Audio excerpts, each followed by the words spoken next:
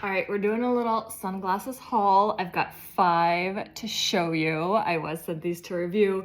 The coolest thing is that we don't have to pick a favorite here because there are 5 in the pack and there are such fun different ones.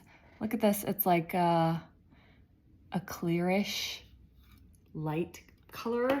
This one may be my favorite.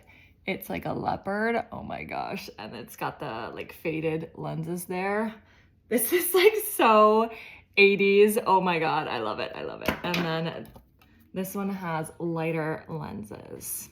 This is probably my least favorite, but it's a total vibe. As oh my god, they're all just so fun. I can't pick one, and you don't have to because there are 5 in here. They're really lightweight, have great hinges as well. No adjustable nose thingies to get annoyed with. Just so comfortable and cute and polarized. These are from New Horizons. I'm in love, y'all.